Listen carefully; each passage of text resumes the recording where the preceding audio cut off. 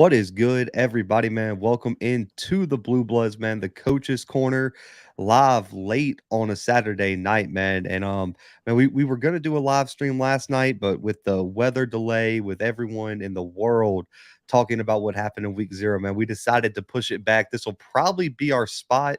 We're gonna take a look at how everything went, and this might just be our recap night, man. 9 p.m. Central Time every Sunday night. You can catch me and my guy, Coach Fred, live, only coaches show in the FCS sphere of media, man. We got an active coach, myself, man, breaking down the action. Coach Fred, man, how you feeling? Man, I'm feeling like media, baby. Feeling like media. Day after. Let's get after it. Man, it still doesn't even feel real that football's finally kicked off, man. Like I felt like a kid on Christmas morning. Like I remember I couldn't sleep on Friday night. I didn't care what the game was. I just wanted to be out there, man. It felt so good walking into the stadium. Man, I'll tell you this, Coach. You told me not to cramp up on the sidelines. With that turf in the Crampton Bowl, someone told me, like one of the teams, I asked one of the assistants, man, do you know what the field temp was at kickoff? 104. 120. Oh man, I'm short. Bro, it was brutal. Like by the second quarter, I was like, yeah, What, co- I'm out of this. what color shoes you have on? White. Okay. Yeah, I wore my Nikes, man. I wore my what are the Air 27s or whatever they are. Had that, man. I wore the shorts. There was no way I was walking out there with Katana or pants and pickle anything. juice? Yeah, man. I drank probably 10 bottles of water. They had those like tailgate tents. I was in there grabbing waters. I was like, there's no chance you're gonna catch me passing on ESPN. But man, we got 3 games to break down, man. We're gonna go through them all. We might give a little bit, talk a little bit about what's coming up in week 1. There's some really, really good games week 1 that I cannot wait for. Man, hit the like button, subscribe. You can catch the replay of this on the YouTube channel, of course, and on podcast streaming platforms tomorrow morning if you're checking this out audio wise. But Coach, let's start here. 3-0 for the week for your boy. I'm feeling really, really good here. 3-0 on my pick so far for the season, man. I got Coach Fred at 1-2. We got to talk about this first one, man. UAlbany defeats Fordham 34-13, man. I mean, they kind of made a statement win. And I told you I was really liking the defensive line. 8 sacks this weekend for Albany, man. They were getting to the quarterback early and often. When you look at this game, Coach, man, what was your biggest takeaway? You were a believer in this Fordham offense. Now, when you're looking at it, man, do you think this was more Albany could be a contender in the CAA, or Tim DeMore, it was just that important for Fordham? Man, Tim DeMore was just that important, man. Third down efficiency, 2 for 12. Tim made those plays for you last year. You know what I mean? And it's not to take away from, the signal caller this year, but, Tim made those plays. He got you where you need to be. Don't want to tell you anything from UAlbany, but I think the drop off and the expectation was a little farther than what it actually is. Yeah, I don't think CJ played bad. Like, when I go No, back and look at the game, I thought he played pretty well. MJ Wright did his thing, but I really, you look at their top wide receiver graduated, their second top wide receiver transferred. MJ's 1,000-yard FCS All-American. He did his thing, but I don't know if they're as deep as they were last season at wide receiver too. You combine that with CJ's first start. He's obviously not DeMore right now, but I thought he did pretty well. 198, a touchdown. It was just, I don't think he got much help, man. When you're a quarterback, I don't care who you are, and you're getting sacked 8 times. And me and you talked before the show, this wasn't chase down sacks where he had nowhere to go and was just standing in the pocket forever. His offensive linemen were getting picked apart by this defensive line. When you look at Anton Junkai and AJ Simon, they combined for 10 tackles, 7 tackles for loss, and 6 sacks. yeah, Just those 2 guys.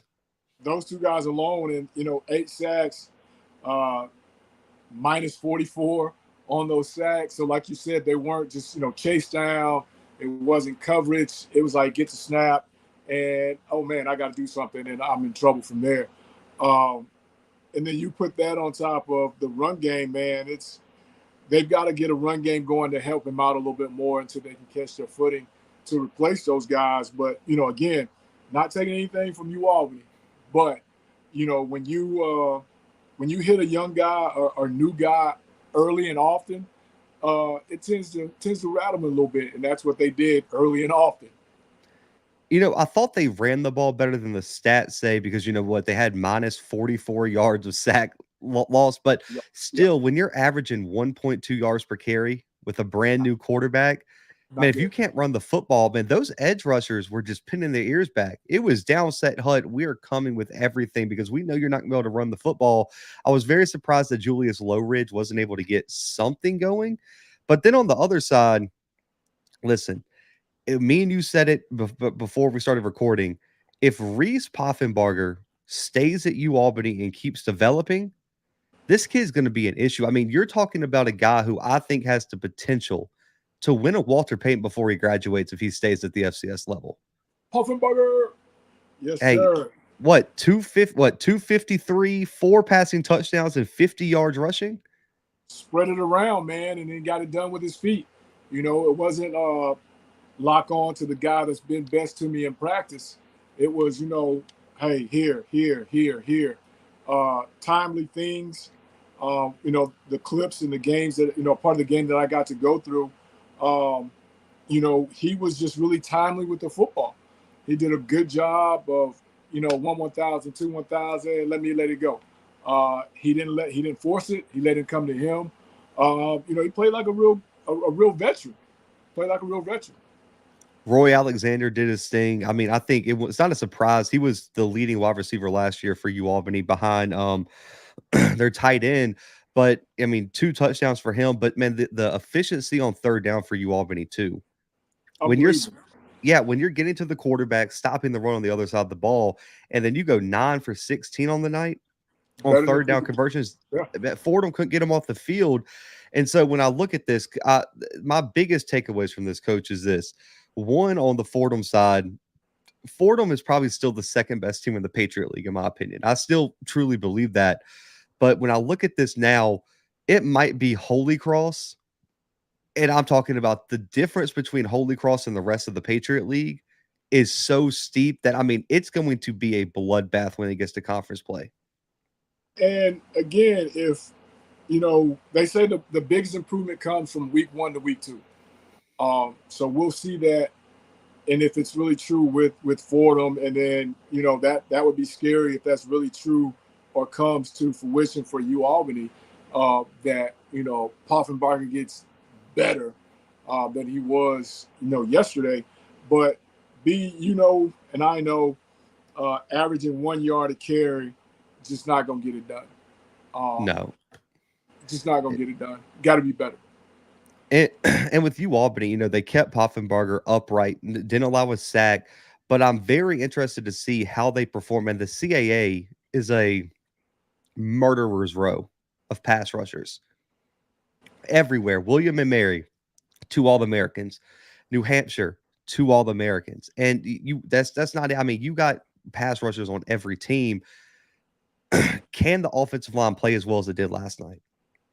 That's my biggest question. Are they that good? Yeah, I've said, and are they that good, or was Fordham just, I don't want to say that bad, first game look, you know what I mean? So, again, if that old saying is true and both teams make that leap, it'll be interesting to see how UAlbany up front handles, because we had talked about that in the previous show, if they could handle, up front, replacing, 2 guys, and then if they had any depth to come along with it. So far, so good. Yeah, and I mean, so for you, looking at this UAlbany team, CAA, I think we talked earlier, it was probably William and Mary, New Hampshire. We'll see what Delaware, Richmond replace. They lost some big pieces. Just based on week 0, we haven't seen any of these other CAA teams play. Where do you think UAlbany falls in the rank? Like, what is their ceiling in the CAA after this week 0 win? My thing, man, I've always said it. If you've got a guy that can pull the trigger and direct your offense, you give yourself a fighting chance. And if, this kid can continue at this pace and continue to go up versus those pass rushers, I think he gives them a pretty good chance to be in the thick of things. A little above middle of the pack, so I put him in, an opportunity because you got a signal caller that can make things happen with his feet as well as throw it. Top 3, top 4. Ooh, top 3. That's a little bit high. I think they can make a push to top 5. I still, like I talked about, Reese has to be a little bit more efficient for me. He Yes. played really well. 4 touchdowns. He did a lot, but man, 23 of 40, man, I want to see that creep up to closer to 30 out of 40. Somewhere in there. But we talked about he got so hot at one point that I just think he was taking risks that He he felt probably good. won't take. Yeah, like he felt good. He was confident. I don't blame him, but I think they can make a push to top 5 if they win the right games. They have a really tough CAA schedule. And with a 15, almost 16, 16 next year team league, it really comes down to who's on your schedule. Like one year, you might have a schedule built like William and Mary this year, where they might play 1 or 2 ranked teams. And then the next year, you got all the ranked teams. And so they have a tough schedule, but I think they can make a run to top 5. I saw a lot of people saying they're still not a believer. I get it. You still want to see it against someone in conference, but I think they're a lot better than they were last year. Like 3-8, like you could probably make a run to what? I mean, I won't be surprised if they hit 6 wins this year. And the other thing about it, first game, no doubt, but it looked clean and the numbers are clean. There's not a lot of turnovers. There's positive yards. He got the football to a lot of different guys. So the numbers are clean. It's not like he threw for 200 yards and one guy had 150 of it. So that's what I mean when I said the numbers look clean. So it gives them a chance. So that ceiling is still there. And like I know in football, man, it just takes a little bit of luck. You catch one team one day, and next thing you know, you're Idaho, and you're playing for it. That kind of thing. I will say before we move on, like you said, having a good quarterback gives you a chance. And in the CAA, if you have a quarterback and good edge rushers, you can compete. And I think they have both boxes checked right now. And that's what makes them scary. So I don't know if they're playoff bound. I'm not going to go that far. Not yet. But they're going to be much improved. We'll leave it at that. Not going to be a pushover. No. It's not. They went from being the game you kind of check off like, oh, Hampton can beat them. They're going to be the bottom of the barrel. Now, I don't think they're a guaranteed win. Yes. That's where we're going to leave UAlbany for now. But Coach, number 19 Mercer, 19 in the Bluebloods rankings, 20 nationally, 17 to excuse me, 17-7 over North Alabama. Your thoughts on this one? Too much firepower, man. And I get it. First week, timing. People are really shooting at you, really gunning for you for real. I get it, but I think you have to give yourself a chance. And I don't know if maybe it was something they seen, maybe it was something, but you can't throw the ball 17 times with those guys that you have in that receiver room. To me, you gave North Al a chance by not giving those guys a chance. Man, I don't know what I saw. I was, I actually just had a conversation with a player at Mercer. He was asking me my opinion. I won't name the guy. And I told him, I was like, defensively, Mercer played really well. They did everything they were supposed to. They made it really hard. North Alabama had that one big scoring drive. But at the end of the day, man, what was the offensive play calling? What was that? Like, you sit back, you have arguably outside of maybe Idaho, because listen, Hayden Hatton is that guy, and Sam Jermaine Jackson, 2 All-Americans as well, but you have arguably the best wide receiving core in the country for FCS football. Yeah. Let your guys go make plays. You were playing like North Alabama played a great game. Shout out to Brett Dearman and that staff. First game as a team, they played really well game 1.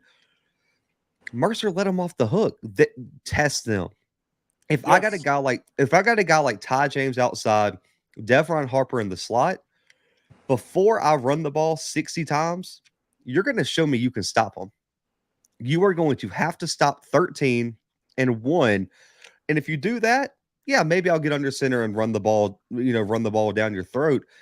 But I'm giving my star players a chance. Like, look at that first drive. That touchdown pass to Ty James. No one's making that play on the field outside of 13. Except for me, but that was a long time ago.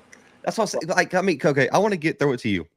You're a wide receivers coach. So you're going to be a little bit biased. You get a guy like Ty James and Devron Harper. Are you letting the OC target those guys 7 times in a game like this?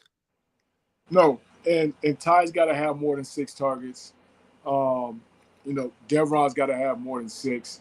I don't care how we do it, but we've got to get the ball in their direction more than 6 times, because that's going to make everybody else have to pay attention. Even if we only hit 4 of those, he already showed you what he can do with it. You know what I mean? They both can show you. But to me, now you've got to decide what you want to do. Do you want to keep people in the box, or do you want to, play coverage? Now, if people are going to play coverage, I have no problem with turning around and handing it off to my guy. But if North Al is going to play the way they played, where it's just straight up, balance, and now we're getting closer to that box. Oh, y'all really testing me now. You got 8-man box, and I got those 2 guys. Okay, cool. Stay right there. Let me show you. And I don't think they did that. They, like you said, I think they let UNA off the hook. There were times. Yeah, stay around. Like, that was my biggest thing is there were times they would come out, coach, and before they made their adjustments in terms of motions and stuff like that, Ty James, one-on-one outside to the wide side of the field with no safety over the top. Got to try that. That should be an immediate audible. And you're going to the corner, and it's 13 or I'm thrown out of bounds. That's it. That's the play call. That's it. Check. Yeah, and you got to give North Alabama props, whatever they were showing during the game, maybe made the OC question. I mean, Carter Peavy's a new quarterback. Got it. But he did start in the spring, and you trusted him. So what was it like? To me, this looks like either one, you thought you were just so much better than North Alabama that you could hide the playbook. I don't love that approach, but maybe that was. Or you don't trust Carter Peavy. That's it. Like, it has to be one of those 2 things. That is the only explanation that I have. And I'm with you on that. I didn't think about that, and maybe that was part of their thinking, is that, like you said, we don't have to show a whole lot. We can stay vanilla. But even at that, man, you leave yourself open for an opportunity at the end of the game to drop one that you definitely should have walked away with. I think you come out guns a-blazing, and then you get to the 3rd quarter. Okay, now we can turn around and hand it, let that clock roll, and get out of here. But to only win this one by 10 and actually have to get that late 7 to give yourself, breathing room, I think I'm like you, man. I just hope we didn't want to show a lot. I think that, because I could get running the football because they have 53 attempts. I get that. If you were averaging 6 yards per carry, if you got Jarvion Howard back there and he's cooking them like against UAPB last year, Fred McNair, you better hand the ball off to 0, because look what he's doing. They only averaged 3 yards per carry the entire game. Yep. It's not like they were dominating the line of scrimmage or anything. No, 53 for 170. That's not great. No, by not to justify handing it off 53 times. You know what I mean? Handing it off 53 times, you guaranteed yourself at least 53 yards. You know what I mean? So I hope maybe that one of those was the reason behind it. If not, they could be in for a long stretch, man. I think Mercer has some potential. I'm not going to count him out on the season, but this wasn't the performance I wanted to see from them. Man. I was expecting Ty and Devron, at least Ty, to go on and put his name, as the early favorite, for being that guy. Hey, I'm the top receiver in this league and maybe the next league, kind of thing. Right. I guess, not getting that opportunity, being a former receiver, coaching receivers, I can understand if it is frustration. It's about the win, no doubt. It's about the win, but also, he came back to do some things to help the team with the win, and 5 targets, 6 targets. Uh, I just think you're not giving yourself an opportunity. I agree. In North Alabama, I will say this. The NCAA has to change the muff punt rule. That's ridiculous. If a guy muffs a punt and we recover and my guy doesn't hit the ground, we should be able to advance that. I've never understood that myself. So that's just one of those rules, like you said, that doesn't make sense.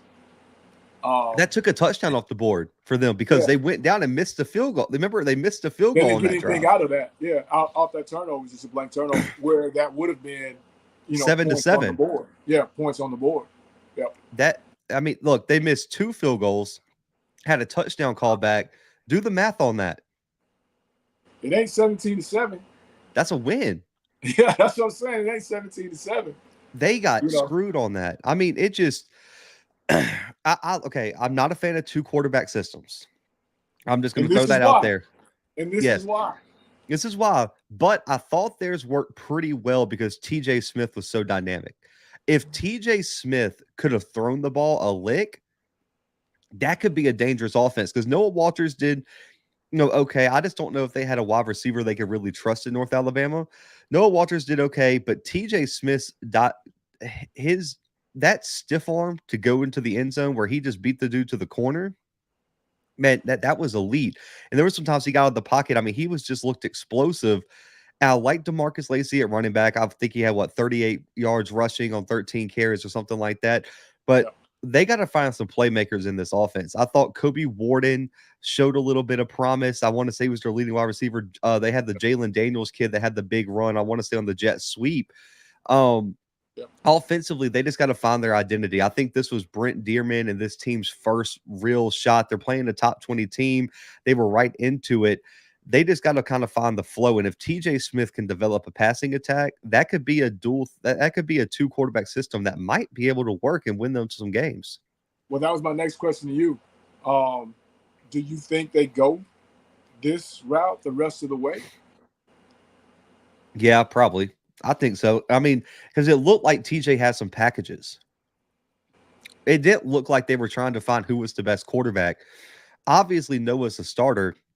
It was just there were times they thought they were running the ball so well with TJ that his athleticism would take the offense in that direction. Like he had packages more than they were searching for a guy. I can live with that. The few that I saw. Yeah, I mean, I think it works sometimes. We'll see, but Edwin Schultz-White on defense, man, look legit. I think they have some really nice pieces. I thought their defensive line played really well. With Mercer from the SoCon, I expected Mercer to win the line of scrimmage dominant. I mean, it just consensus. That defensive line, Cameron Green and those guys, they balled out, man. There were some times where they were in the backfield and they controlled Mercer's offensive line, which is a little bit worrisome for Mercer, but got to give North Alabama some credit, man. They came out here and played really, really well in this first game, and they were 1-11 last year. I don't think they're finishing 1-11 this year. No, and I thought it was up, but it's changed games. I was watching that, man. Those guys were playing. They were playing fast, man. And again, like you said, I don't want to put too much stock on game ones and things like that. But if they can keep those guys on the defensive side running to the ball, playing as fast as they were playing yesterday, they're going to give themselves opportunities just because they're playing fast and running, playing hard. And when you got guys up front, a couple of those, they didn't even have to send anybody. It was just the 4 up front. And if you can get away with doing that more times than not, I think you give yourself an opportunity to actually, come up with some stuff down the road as far as turnovers, opportunities where you can drop more, put people in passing situations, and, give yourself a chance without having to live life on the edge. Yeah, I'm with you. I think defensively, great job, man. Isaac Dowling and those guys really play well for Mercer. But if Mercer's going to be as good as I think they can, be a top 25 team, compete for their first playoff bid, they're going to have to be better offensively. Got to get That's the Ty going. takeaway.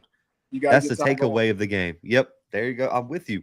So that's my takeaway for that one, man. Let's get into the game, man. We spent 30 minutes on these first two. I got to feel in these last 30 minutes going to be on this one because everyone is tuned in to hear our thoughts on this one, man. Jackson State, number 21 in the country for at least the Bluebloods poll, 37-7 win over South Carolina State. Really and truly should have been a shutout, man. They scored, what, with 22 seconds left? Yeah. Domination is the word for this one. Coach, when you were watching last night, what was your biggest takeaway from how Jackson State looked last night against South Carolina State? Man, I was so wrong. I was so wrong. And I can live in that for a moment, but I was caught, man, and correct me or jump in. You've played it, you know it. I was caught because I was just expecting so much more from the other side, as we talked about in the preview show. And I'm not taking anything away from the school up the street. Don't get me wrong. Not taking anything away from them. They played hard. They played fast all night. But I just expected more fire, more energy, more, determination out of South Carolina State, man. And and at times it was just like they were there. And we're not even talking about numbers. I'm just saying, watching it, effort, it just didn't look like it was there, man. It was over by the second quarter. Oh, you could tell. It was what, 14, 21 nothing, like right around there. The energy was sucked out. Oh, South Carolina 17 nothing. Yeah, South Carolina State didn't want it anymore after that. No, you could absolutely tell. And I mean, let's give credit to, I want to say, like, because listen, I'm an O-line type guy. I like to look at the defensive tackles, offensive line. The defensive tackle combination of Devontae Davis and Jeremiah Williams and Coynus Miller, they were an issue on Saturday night. Those interior guys. Oh, they're playing on the other side of the ball. Yes. I mean, the other side of the ball. Isaac Peppers, the UAPB transfer, legit. But every great linebacker game can be credited to how good, man, Jeremiah Williams and Devontae Davis ate up double, triple team blocks.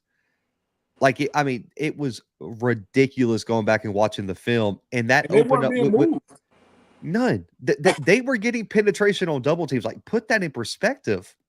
And with Isaac Peppers, him being so athletic, man, if you don't get a hand on Isaac Peppers, what are we doing as an offensive line? I mean, it was frustrating to watch because the offensive line execution for South Carolina State was so bad at times, but it was just a masterclass with those two defensive tackles, man. Like, and I'll be honest, and I mean, listen, not everything could be all bright. I wasn't impressed with any edge rushers from Jackson because the defensive tackles were so dominant. Between them and the linebacker. Those other guys didn't show up. And I guess we can start to dive into numbers, so to speak.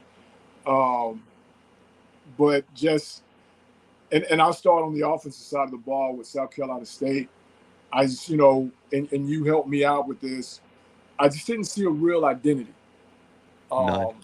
as what they wanted to do. And I expected a 6-year guy to have a better handle. And I know there's new coordinators. I know that. But I just expected a better handle of the situation from the trigger guy. And like you said, man, going into that second quarter, his body demeanor was anywhere but here. And I just could not believe that after the announcement that this was it. I just expected a whole bunch more, man.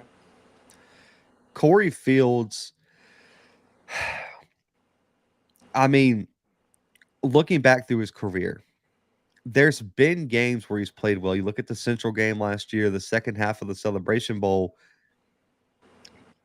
But at the end of the day, man, like, his performances like this, what coach, when I made my pick on what was the Thursday night, I told you it's because I don't trust Corey Fields. And we're sitting here talking 7 for 20, for 60 yards, and his touchdown came with 22 seconds left.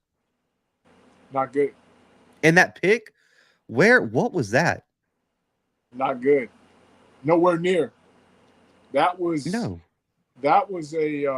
And all I could think about was you. You popped up right there, and all I could hear you say, "I told you, I told you," and I'm like, okay. I just kept waiting on the switch to get flipped, man. I just kept waiting, and then it was just like, okay, where's the other guy? Let's try and get a spark this way. And I mean, they just waited too late. But am I the only one? I didn't see the offensive identity of where they were trying to go. Am I the only one that didn't see that, or? I think it's because I really like, okay, so really and truly, I get everyone wanted Corey Fields to be benched. The Andre Washington kid shows some athleticism. He couldn't throw a lick either. No. Man, what was it? What was it? His second drive on the 4th down attempt where he was trying to throw the post route. Yeah. Bro, he overthrew him by like 50 yards. I mean, he threw it out the back of the end zone, and the dude was standing at like the 15. Yeah. He was worse than Corey Fields in accuracy. So at the end of the day, I mean, as bad as Corey Fields played, is there who else is going to play quarterback? I'm like you, and I'm listening to Jay Walker talk about some of the passes, and I'm just like, I just feel like some of that stuff is something that should have been done or corrected a long time ago, so to speak. And by no means am I questioning any of those coaches at South Carolina State, not questioning any of that. But I'm just, as a fan, I'm just looking at it and I'm just like, okay, we got to talk about the fade ball, when it needs to be that, and I think those are little things that neither one of those guys showed. And maybe it was just the first game jitters. I don't know. But the effort, I just did not see the effort, man, on either side of the ball. Yeah. The one bright spot offensively, I thought there were some running backs that looked okay. Yeah. And then the tight end transfer from Chattanooga, Keyshawn Toney. He's a big dude. He don't have a quarterback to throw to him. But if you gave the ball to him, he made some good catches. That touchdown catch was amazing. I mean, over the defender, hands in his face, just big boyed and go get the ball.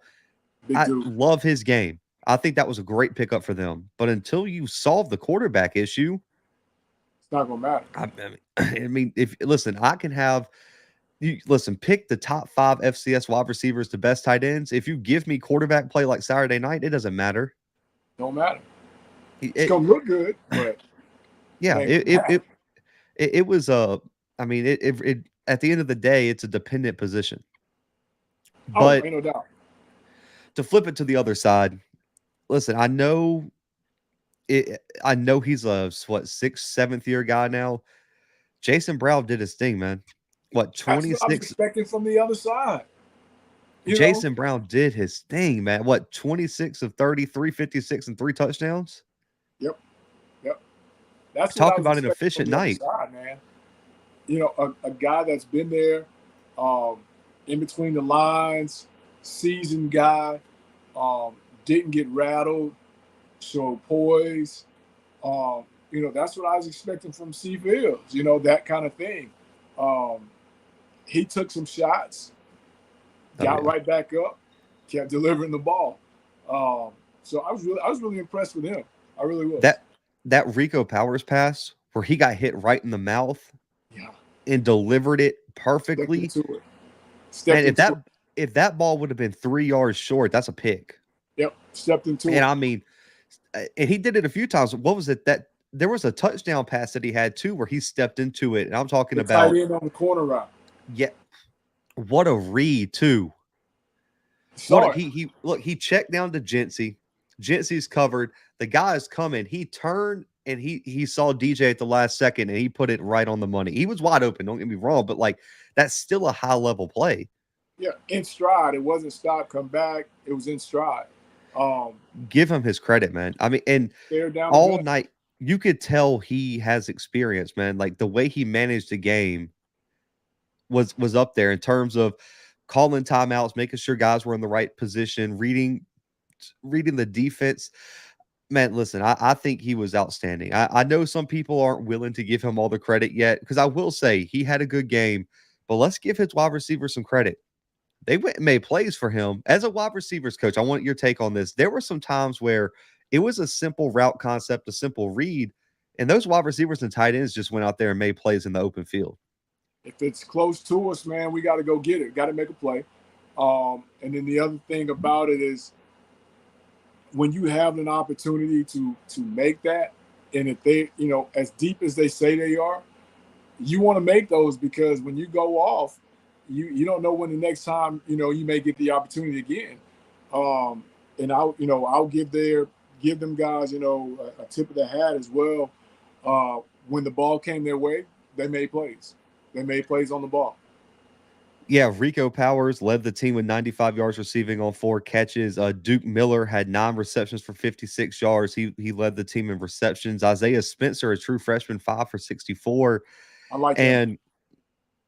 The tight ends, 2 touchdowns combined between them, 3 receptions for about 50 or 60 yards. I mean, it was just everything you wanted out of that offense in terms of you don't have to do anything crazy. Just make the right play. Like, yeah. This is what gets me, is like everyone acts like college football, your play calling, your schemes all have to be super complex, man. Like, this got to be different. It's got to change the game. And there's a reason the same type of stuff works consistently at all levels. You just need to implement it and execute it at a high level. That's all. Give them something they can handle, and let them play, like you said, at a high level with it. And I'll wait till you get to the other angle of it. I won't go there yet, but I just, going forward, I want to see if he continues to keep that same poise, that same pocket presence.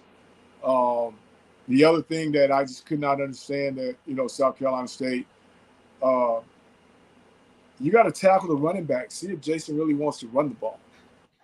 If he really wants to run the ball, let's see if he really wants to do it.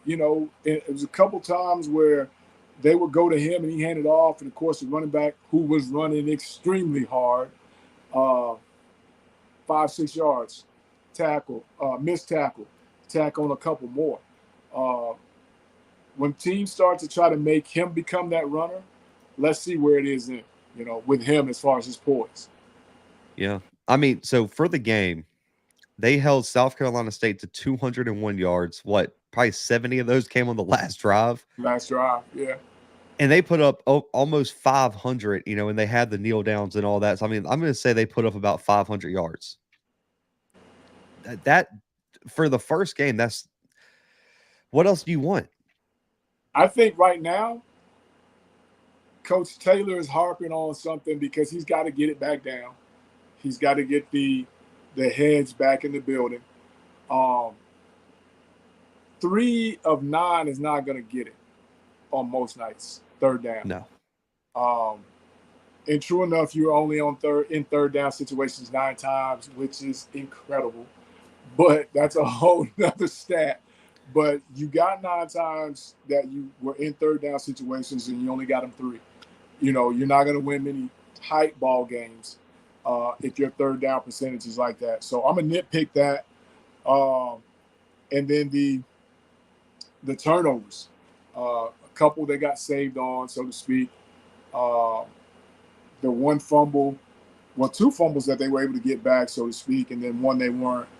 And I just, teams running for 137 yards on you is going to come back to bite you as well. Yeah, listen, I do want to say this about a running attack. They nailed the eval on Irv Mulligan. In the age of the transfer portal, we see some not work out. You see some that work out. This kid, I get it. Everyone that I've seen is like, we can't wait till Seven McGee is back. He didn't even get to play. JD Martin, all this stuff. The best running back on the roster is Irv Mulligan. I don't care. Like, listen, you better put 7 at wide receiver, because the starting running back is number 5. Irv Mulligan is the best running back on Jackson State's roster. And it's not even a debate. It's not even a question. From the ball protection to the way he runs to the center of gravity, everything, his toughness, his mentality, that is the guy I'm picking every day, twice on game day, to be my starting running back. And I don't know how, again, like you said, I don't know how next Saturday he doesn't trot out there with the ones. Because if nothing else, he showed you he's going to run for you. He's going to run hard. And having that takes the pressure off of the trigger guy. And I think that was the difference in the two offenses. One had it, one didn't. Going forward, it'll be interesting to see how they split times, because they are very high on that other guy. So it'll be interesting to see how they split the reps there. 109 yards, a touchdown, average 7.8 yards per carry in his opener. I mean, people, because I was really high on Irv Mulligan when they signed him, because, man, that was a kid who was averaging 6 yards per carry, 7 yards per carry at Wofford. And what kind of offense did they run at Wofford? Well, it was a triple option, and then they tried to switch to the spread, which even hurt them even more. Their offensive line isn't great. That kid was balling on a bad team. Now you surround him with weapons and an offensive line that looked a lot improved. That kid was going to ball out. And I will say, his run, the one that he broke for the touchdown, and I don't know how you feel. I know I'm not trying to compare him to this guy per se. It reminded me of Jarvion's run against Stephen F. Austin, where everyone was considering, when Jarvion was coming out, everyone's saying Jarvion's a power runner, man. He's going to be a bully. He's going to run over you. No one knew he has speed like that. As soon as Jarvion hit the hole against Stephen F. Austin, it changed everything for his projection. Yeah. That's what happened Saturday night with Irv Mulligan. He was the power back. He was the guy who was going to be the big body. J.D. Martin's the speed. Seven McGee's the speed. Irv Mulligan has the perfect combination. He is when I look at the SWAC right now, he's the closest thing we got to Jarvion Howard in terms of potential in the rest of the conference, in my opinion. Oh, yeah. I agree with you on that. You know, he hit it in there and he bounced it. And once he bounced it, it was over with. You know, it was just like, okay, great feel. Looks like he has pretty good vision for it. And the other thing I think was kind of underrated was his play in the pass game. That block he took, I forgot which one. It was on one of the – I don't know if it was a touchdown pass. It was one of the big throws. One of the touchdown passes. That linebacker was flying, and I'm talking about he took him head on and just halted him right there. Play over, you know, basically. A lot of guys at that position may have went low with the potential to miss. He stood his ground, like you said, went face to face, stopped the play right there. Quarterback was able to get the ball off, touchdown. And he did that kind of like all night as far in the pass protection. That's an underrated value. And a guy that's willing to do that and he can actually do that, you know, that's a plus for them. That's a plus for him. I will say, because I before we switch over to, you know, South Carolina State's defense, everyone wants to know how I feel about the offensive line. I've gotten DMs because I'm an offensive line guy. I thought Jackson's offensive line played really well compared to last year. I thought this was a big step up. I will say, I'm never going to sugarcoat stuff. The tackle, I want to say he was the left tackle, 58. I want to say his name's Cameron James, the Minnesota transfer. A couple times around there. Yeah. That kid's not it. I don't know if he's going to start throughout the rest of the year. I love the other four you have. Cameron James got his, you know what, whooped all night long. Mulligan saved him a couple times. Yes, he did. And it's fun. Like, both sacks were on Cameron James. Patrick Godbolt was having his way with 58. That's I don't love to do this, but like, listen, I want to say his PFF grade was like a 20 something. I'm saying that can't happen. The speed, he had him on skates all night. Yeah, you got to switch 58 out. That's my only critique on the offensive line. I love Towns Blue, loved all the other pieces, but man, 58 was holding. He was getting beat. I just think you got to switch out the left tackle. I don't think.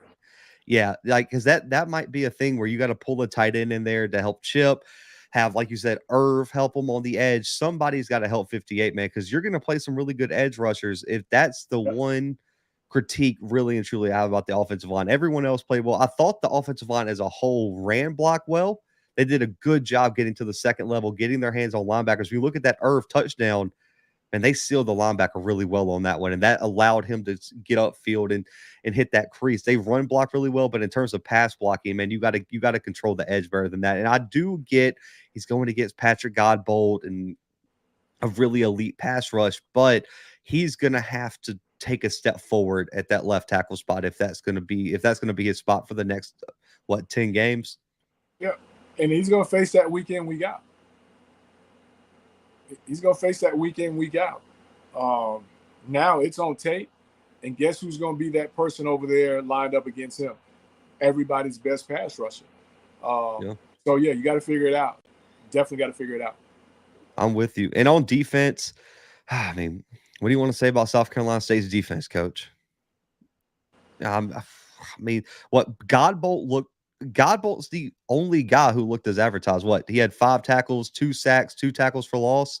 Like, he did his thing, but man, I mean, outside of that, it was just not. I mean, explain it to me, Coach. Like, you saw what Jackson was running. What coverage are we doing? Like, bro, why are you allowing these Jackson State wide receivers to get off the line not touched? Why are you playing so far back? I don't know if it was a speed thing that they were afraid of or whatever, but if you're not going to challenge them at the line, you've got to be very, very good as catching them as they're coming. Meaning, I'm already playing 7 off, and as soon as the ball snapped, I can't get out of there super fast. And now it went from a 7-yard cushion to 12, that kind of thing.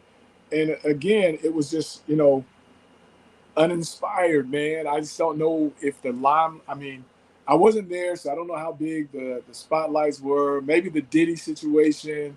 I don't know what it was. And then they had a lot of, which is to be expected. They had a lot of busts on the back end. Jackson actually should have had maybe 14 more where they just kind of missed, where they had people wide open. The one on the touchdown when you're zero coverage and you're responsible for the tight end, man, you could care less about the quarterback scramble. You can't go up. And it was just like simple things like that. I was just like, man, what is South Carolina State doing? We're giving away free plays here. I said this on another show I was on. Some people in chat, I said it on Ken's show when I was breaking down South Carolina State. The one concern I had with their D coordinator is how young he was. This is his first time in a big game, calling the defense by himself. Man, he looked overwhelmed by like the third quarter. Yeah, and I wonder, did he overthink it? Yeah. New coordinator, new head coach, going against the star-studded #1 recruiting class in all of 1AA or whatever they kept saying about Jackson. Did he overthink it? Did he price himself out the ball game? And being a young guy, I think that's what may have happened, that he just kind of priced himself out of the game, man. Instead of doing what he does. Because when I saw him on the sideline and his hat was just shoveled and he just had his hands on his hip looking, I was like, uh-oh. I was like, this is never a good sign. No, you can't do that because your kids at this point now are looking at you like, shit, he don't know. That's my thing is like, if I'm watching just as a neutral guy who's in the media covering the game, if I can tell you're overwhelmed, you don't think like, what do you like? I'm not, saying he's a bad coach or anything. They can definitely turn it around. We'll get into that in a second. His players knew that the moment got too big and this guy got out of hand really, really fast. You had to have. If I felt it watching it from a distance, what the vibe in the huddle had to have been. Oh, no doubt. And like we said, once it got to 17-0, and it was then a wrap. It was like we've got some 3 and outs, but it ain't nothing we've done, that kind of thing. And then when you come out after halftime and you still don't have any answers. You don't have any answers, and you get walked right back down the field. I think at that point is when they were like, "Oh man, lucky there's new rules in effect. This clock's gonna run. Get us up out of here." Because you mentioned it earlier. I mean, this game could have been much worse. Much worse. They could have put up 50 on. I mean, it could have been FAMU all over again. It could have been a shutout. Easily. Really, I mean, it was just bad all around. I mean, so I want to switch it to here. We talked about it with the other games. South Carolina State Jackson moving forward projections. I'm not going to say was it the case of Jackson being this good or South Carolina State being this bad, because it's probably a little bit of both. Where does we'll start with South Carolina State. Where do they go from here? Like, what is, like, when I look ahead, I don't see a MEAC championship team. I know we've seen them turning around, but when I think, we haven't seen Central play Morgan, Howard. My expectations are, man, they're right there with Delaware State and Norfolk battling for the bottom half of the MEAC. Man, I do not see how this team competes for a MEAC championship. I don't either. And like you said, we said with the other games, everybody says that jump from week 1 to week 2. But as I'm sitting here looking at these numbers, and then running it back through my head as far as the actual gameplay, I just hope that the effort just for Coach Pugh picks up. And then, like you said, we can steal Delaware, we steal Norfolk, and we don't finish at the bottom on his last year. But I don't know, just because of the trigger man situation, I just don't know how much better they can be. I don't know if they can get into a game and actually score 28-35 if need be. I will say that I didn't see that. Someone in the chat asked us, this is a good question before I get into my point on that. Are you more worried about South Carolina State than you were about FAMU last year after they lost to Jackson in the OBC? Most definitely. I agree. Most definitely. Yeah. Just because you don't see it. Right. Like you saw, like, it was a bad game, but like for me, it was, I don't know why. Like I felt like I took away more positives from that. I know it sounds crazy because it was 59-3 or whatever it was, but like self-inflicted. Yeah, it was self-inflicted. There you go. But no, I don't know. I felt like FAMU at least has some positives week 1 against North Carolina. Like you saw, like some, and plus they had some they had some off the field stuff that you could point to. Like I felt like FAMU was going to be okay. Now, did I think they were going to win out? Maybe not. They did a little bit better than I maybe thought, but South Carolina State, I mean, you're looking at this team outside of Patrick Godbolt and maybe the tight end addition. You took away almost no positive. I mean, there's nothing to look forward to. There wasn't a flash anywhere other than, the defensive end, like you said. There wasn't a flash to where when you're talking about the FAMU situation in the North Carolina game, that game, you were like, man, if they had everybody, what would have been the outcome? The Jackson game, you were like early on, if they didn't have, the block punt or whatever, would that have turned it around? But you saw flashes. I didn't see any. No. And it was kind of like Jackson self-inflicted mistakes this game. It was 7-0 deep into the second quarter. It could have been 21-28-0. Easily. So it was almost like Jackson kept this game closer in the beginning than anything. But I look at South Carolina State's schedule. You just got blown out by Jackson. You go to Charlotte in FBS game, to Georgia Tech. That's 0-3 for sure. Then you play the Citadel, probably not a guaranteed win. You get them at home, so maybe. You get Lynchburg. I'm going to give you Lynchburg. Tennessee Tech, maybe. Tennessee Tech, we'll see what they look like. That could be a win, but I'm not going to give it to them right now. And then you go to Delaware State. It's real tough to win in Dover. You play on the road at Central on a Thursday night, and then you got Howard Morgan, and then the crucial game of at Norfolk. So you have to go to Norfolk, Virginia, and win in that stadium on the road, man. Like the guaranteed wins are Lynchburg, and that's about it left on the schedule. It's rough, man, and that could be an ugly 0-3. Oh, very. Because I mean, Charlotte, new head coach, maybe keep that one a little bit respectable. Georgia Tech's going to kill them.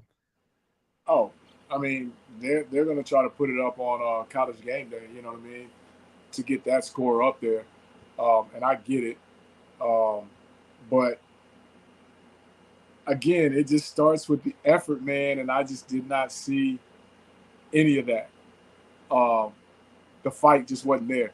So those things, those next games, if they go down early, what's going to be the response? Yeah, you got to catch somebody. Like you got to get not lucky. I don't want to say lucky. You have to have that like you have to catch somebody. Yeah, you got to catch that like lightning in a bottle, like you did against Central Gotta last year, where yeah, you got to not lucky, but you just got to get hot at the right time and like catch some teams off guard. But I don't love the outlook for South Carolina State moving now. I mean, they're coming off a 3-8 season. It was like everyone wanted to give them the benefit of the doubt, Right. but at the end of the day, now that we got some data on their team this year, man, maybe they're just not. I just where do you go from here? And we were talking about the future of this program, man. Like this new coach could be coming in really behind the 8 ball. Yes. Yes. Oh.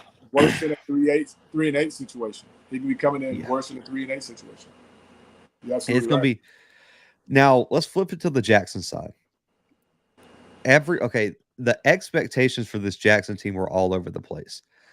They were ranked in the top 25, not picked to win their division. We had 3-8, 5 and whatever. I mean, the expectations have been all over the place. You get this dominant performance coming out week 1.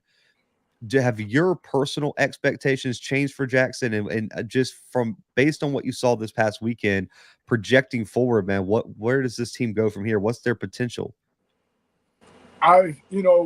Before this game, I had this as a mark for, to see where they were.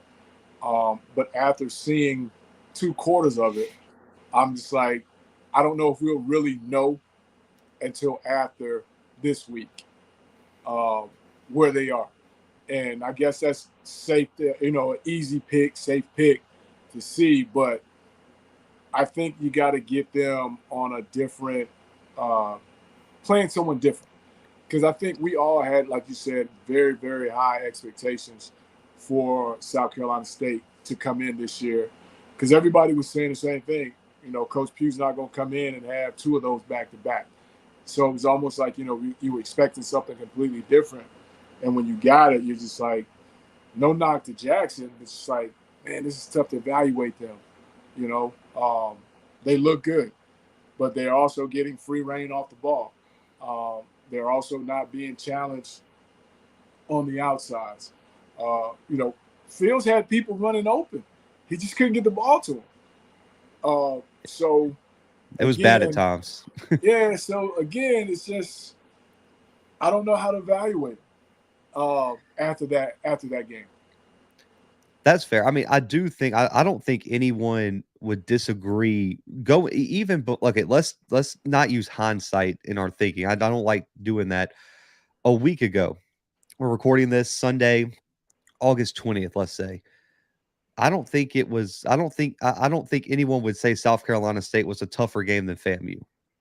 So I do think the tougher game is this upcoming Sunday, but I will say when me and you talked about expectations, we both said that this was a conference, they can compete for the SWAC. I think what they showed last night is, man, I wouldn't be surprised if they can make a run to the Celebration Bowl if everything clicked right. They showed they had the talent to do that. Like when Jackson State's rolling, they're absolutely a championship team. And I think I want to ask you, listen, I'm a psych major, and so I love thinking about the psych. Listen, we're talking about college kids at the end of the day. Do you think that because Jackson played so well, that some of these FAMU guys are a little bit more nervous for this game next week? No. And I think because, and I'm gonna take it from the player side, FAMU sitting there saying, man, we better than South Carolina State. You know, Yeah. we better at this position, we better at that position. Um, so I think they're sitting there saying that, oh, this is doable. You know, this is we're 10 times better than what they just played. This is doable. We gonna get this done. So I don't know if it really helped or hurt fam to see that. You know what I mean? Yeah. I mean, I like what someone put in the chat. The fans probably feel like that. Where the fans were like, well, shit, like they looked really good. Like, are we gonna be able to play that well? Like, they're a little bit nervous because there was a big unknown with Jackson. Let's just be honest. I mean, Oh no. the saying, they don't know, probably so. Yeah, I mean, there was a lot of unknowns in terms of what was on that roster, but at the end of the day, man, they checked off a lot of boxes for me. I think that was my main takeaway is Jackson, you checked off the quarterback box. You checked off most of the offensive line box. You got your running back. Defensive tackles look legit. I mean, the only things I came away with it for Jackson, not knowing, is I don't know the ceiling for their edge rushers. Yes. That's my biggest concern. And then I just want to see what the secondary looks like against a more competent like a competent passer. Like those are my two big question marks still for Jackson. And I just, like I said, I don't know if the edge rushers are bad. It's just the edge rushers didn't have a chance to shine. When, excuse me, with your 1 or 3 tech dominating like that, man, you ain't Not a got, lot. as an edge rusher, man, your job's done. Like, there's nothing you should have to do. I mean, Doyle, Phillip Webb, none of those edge rushers flashed for me, but it's because the defensive tackles were so dominant. Not a lot of work there for you. But I'll coattail what you're saying as I'm looking through. A lot of times those guys weren't even in the picture though. You know? No. So, what was going on with that, I don't know. But like you said, Sunday at 2:00, it'll be very, very, very, very interesting. Very interesting. It's going to be huge. I mean, next week, just to look ahead, I mean, you got number 4 William and Mary traveling to Campbell in a big CAA game. Eastern Washington facing North Dakota State up in the Viking Stadium up there in Minnesota. Utah Tech traveling over to Montana State. Jackson FAMU on Sunday afternoon. Austin Peay traveling up to Southern Illinois. You got Southern at Alabama State. Northern Colorado at Abilene Christian. Sacramento State coming all the way down to play Nichols. PV at Texas Southern. Man, there's some big ones on the docket next week. Graham, Hampton. Oh, yeah, I forgot about, Grambling, Hampton's up there. I mean, Merrimack at Holy Cross. Merrimack just won their conference last year. I mean, getting to go face Holy Cross. There's some big ones. And there's some big FBS games, man. Coach, you guys got one coming up. Before we wrap this up, man, y'all's kickoff is this weekend, man. What's the schedule look like for you guys? How you feeling going into week 1, man? Man, we had a good camp. Starting to tell it back a little bit. We had some great news last week. Jarvion made the Reese's Senior Bowl watch list. Really excited for him. Kids are really excited about it. Going to face a really good USM team, with Frank Gore Jr. And, that team has kind of been up and down. But they have players. First game for both of us. Hopefully we don't cramp up and fall out at 4:00. Hopefully that turf is cooled off just a little bit, and we go up and have a good showing, man. This is one that's doable. Man, I can't wait. It's finally here too. I mean, so guys, just for my schedule, should be going up to Notre Dame, man. If anything changes, I'll let y'all know. I don't know what my backup plan is. I haven't thought, I thought about Southern Alabama State potentially, William and Mary and Campbell. That would be a good one. So I don't know. I'll have to look into that. Definitely not gonna be in Miami. Just gonna let y'all know. Miami's expensive. I'm saving my $1,000. man. You want to know what I'm upset about? I looked at the weather. So next 2 weeks from now, I'm going up to South Dakota for that Montana State game. Do you know what the low is on Saturday night in 2 weeks? 40 what? 40 with a 75% chance of rain. Like, what Oh are we my doing in goodness. South Dakota right now in the middle of September? September 9th, it's Okay. 40. Oh my goodness.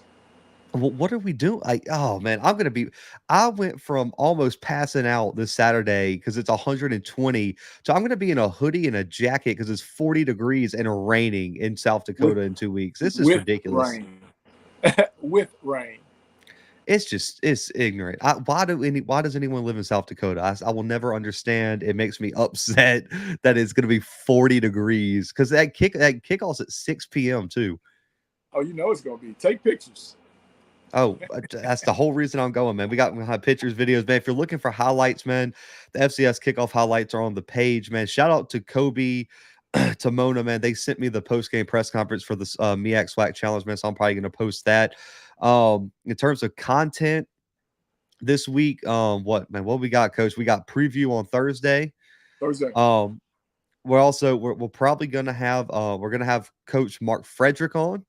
Yep. PV's Yep. offensive coordinator, man, to preview that Texas Southern PV game. So got that as well. And then I'm working on, so each week the Blue Bloods are going to pick players of the week, and we're going to try to get one of them on, man. I won't tell y'all who I'm working on getting on for an interview, man, but the players of the week will be released on the website. Recaps and everything will be released on the website as well, the bluebloodscfb.com.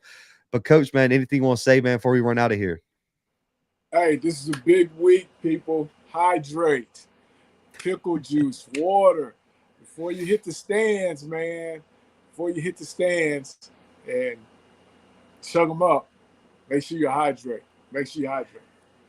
That's a fact. Guys, hit the subscribe button, hit the like button, man. Check out the website, thebluebloodscfb.com. Bookmark it. Listen, there's a subscribe button for a newsletter now on the website.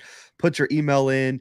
Get all the articles sent straight to your inbox, man. Go ahead and do that as well. But guys, for the coach's corner, my guy, Coach Fred, for myself, and for the Blue Bloods, man, we are out for right now.